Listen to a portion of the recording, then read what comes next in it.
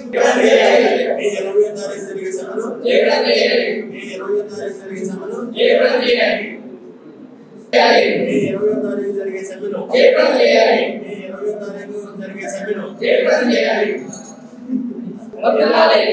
భారత సమైక్య కెమిస్ట్రీ సమైక్య అఖిల భారత సమైక్య కెమిస్ట్రీ సమైక్య ప్రజలు మీడియా వారు అందరూ ధరిస్తారు.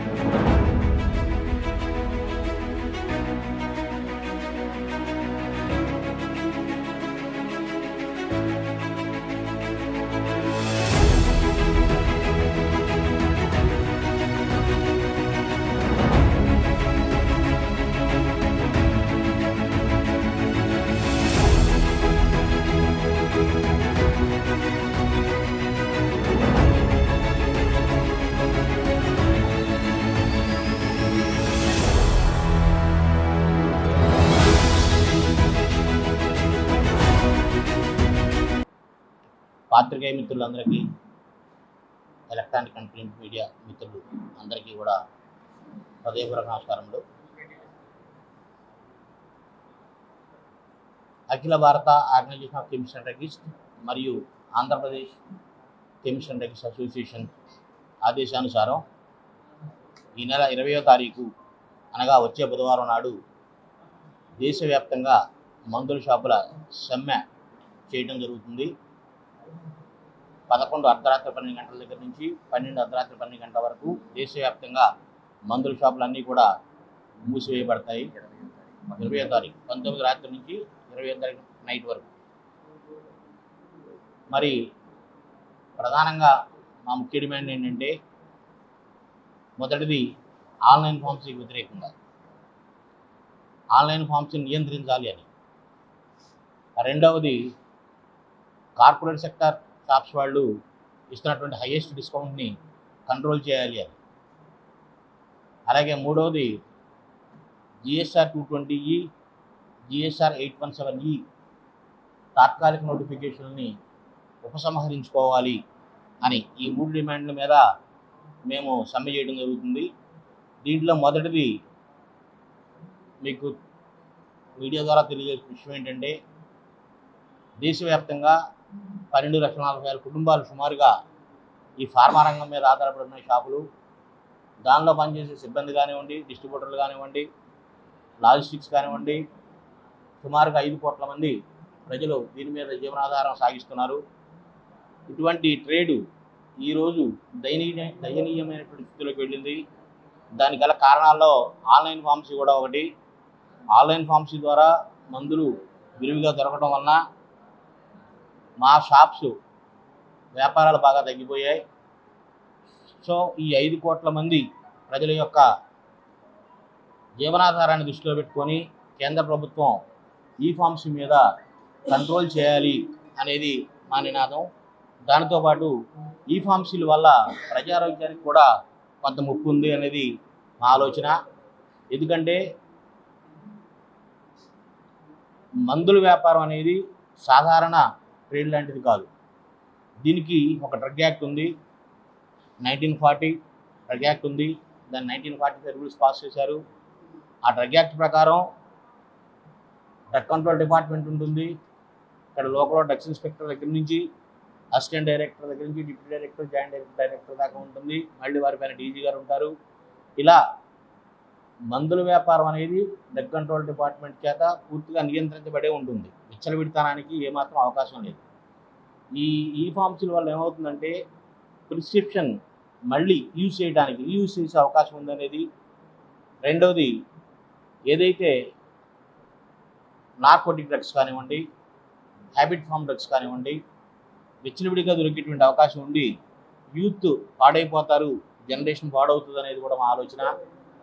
సో కాబట్టి ఈ ఫార్మసీల్ని ప్రభుత్వం కంట్రోల్ చేయవలసిందిగా మీ ద్వారా ప్రభుత్వానికి తెలియజేస్తున్నాం. అలాగే రెండవది, కార్పొరేట్ సెక్టార్స్ ఇస్తున్నటువంటి హైయర్ డిస్కౌంట్. దీంతో కూడా డ్రగ్ యాక్ట్లో నేషనల్ ఫార్మాస్యూటికల్ ప్రైస్ కంట్రోలింగ్ అనేది ఒకటి ఉంది. వారు ఈ యొక్క ప్రైసెస్ని కంట్రోల్ చేస్తూ ఉంటారు. దాని ప్రకారం మనకి schedule, non schedule, emergency schedule X, ఇలా రకరకాల డ్రగ్స్ ఉంటాయి. దీనిలో ఈ షెడ్యూల్ డ్రగ్స్ని కంట్రోల్ చేసేటువంటి బాధ్యతని డ్రగ్ డిపార్ట్మెంట్ వారు చాలా చక్కగా నెరవేరుస్తున్నారు. మరి నేషనల్ ప్రైస్ అథారిటీ ప్రకారం రిటైలర్కి 20% మార్జిన్ మాత్రమే నాన్ షెడ్యూల్ డ్రగ్స్లో వస్తుంది, షెడ్యూల్ డ్రగ్స్లో 16% మాత్రమే వస్తుంది. కానీ కార్పొరేట్ సెక్టర్ వాళ్ళు 10, 15, 20% డిస్కౌంట్స్ ఇవ్వటం వలన మా రిటైల్ షాపుల యొక్క వ్యాపారం దెబ్బలు తింటున్నాయి. సో కాబట్టి మా కెమిస్ట్రీ యొక్క భద్రతను దృష్టిలో పెట్టుకొని, మా కెమిస్ట్రీ యొక్క భవిష్యత్తును దృష్టిలో పెట్టుకొని ఈ కార్పొరేట్ సెక్టార్ ఇచ్చేటువంటి డిస్కౌంట్స్ని కూడా గవర్నమెంట్ చేత నియంత్రించవలసిందిగా మీ ద్వారా తెలియజేయడం జరుగుతుంది. మూడోగా మా డిమాండ్లో 220E. 220E మీన్స్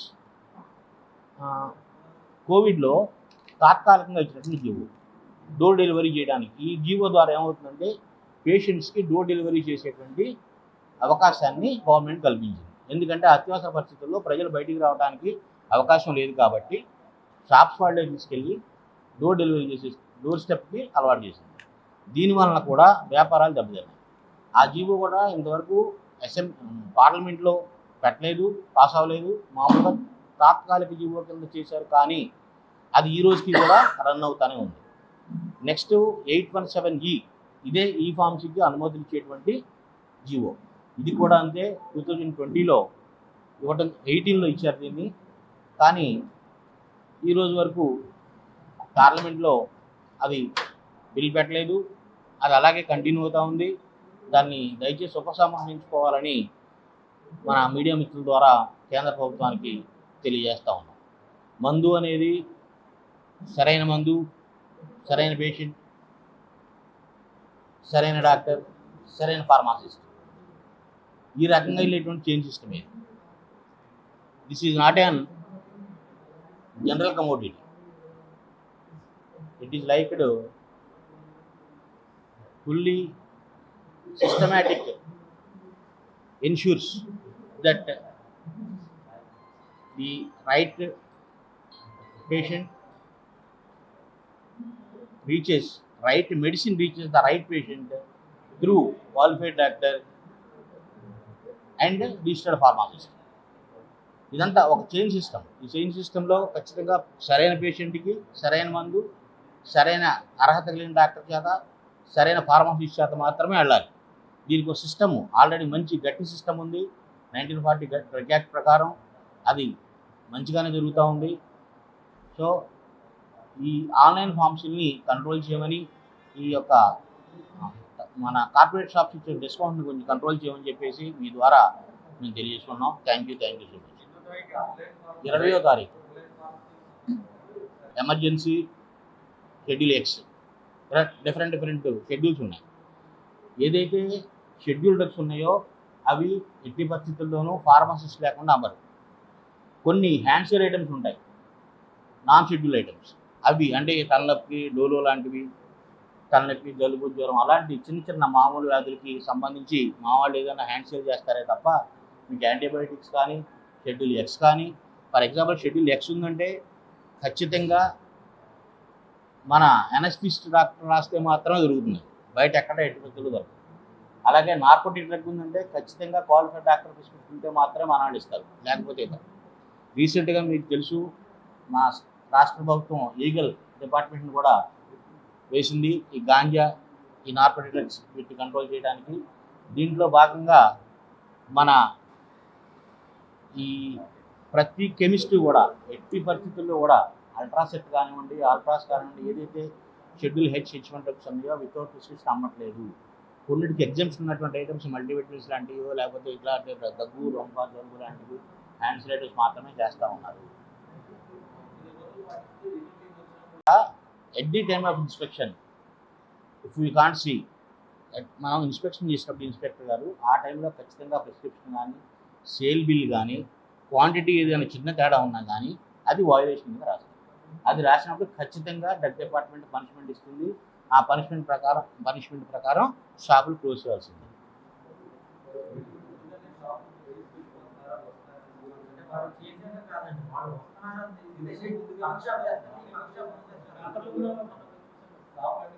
అంటే ఎవరైనా పాత కెమిస్టులు ఎవరు అలా చేయరు, కొత్త వచ్చిన కెమిస్టులకు భయపడి చేస్తున్నారేమో తప్ప. ఇంకోటి ఏంటంటే డిపార్ట్మెంట్ వారు వచ్చినప్పుడు మా దగ్గరికి ఇన్స్పెక్షన్ రిపోర్ట్ రాస్తారే తప్ప మమ్మల్ని అరెస్ట్ చేయటాలు ఇంకోటో ఎన్ఫోర్స్మెంట్ అలాంటివి ఏమీ చేయదు. ఇవన్నీ తెలియక కొత్త కెమిస్టులు ఎవరైనా పొరపాటున వాళ్ళు క్లోజ్ చేసి వెళ్తున్నారేమో, లేదు నిజంగా వారికి ఏదైనా పర్సనల్ పరంగా వెళ్తున్నారేమో, అది మేము ఖచ్చితంగా చెప్పలేం. కానీ మేమైతే ఎడ్యుకేట్ చేస్తాం, ఎట్టి పరిస్థితుల్లోనూ మీరు షాప్స్ క్లోజ్ చేయొద్దు.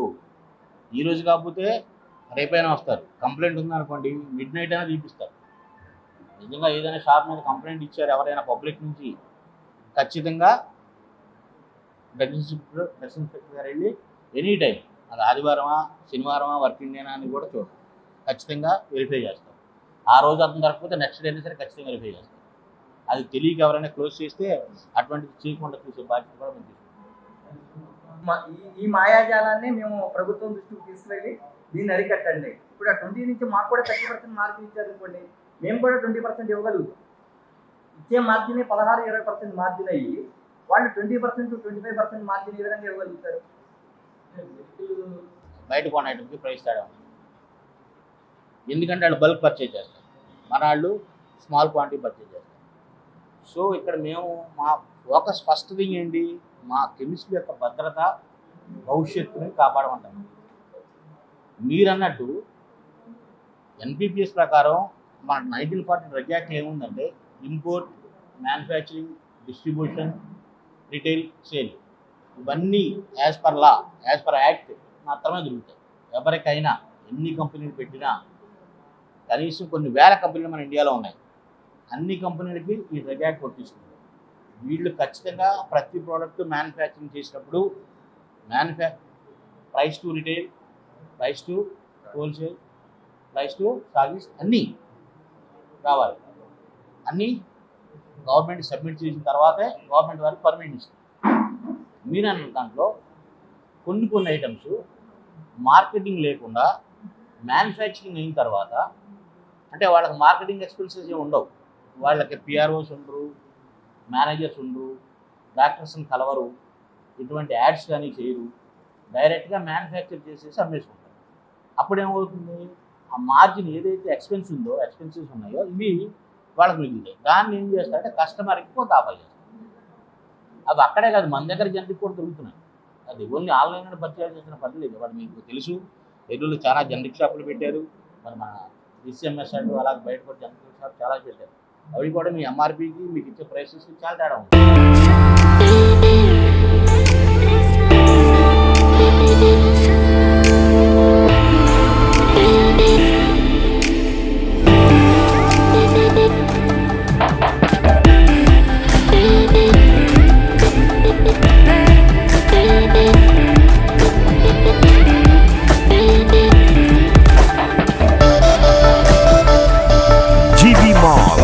RR Pet, Eluru.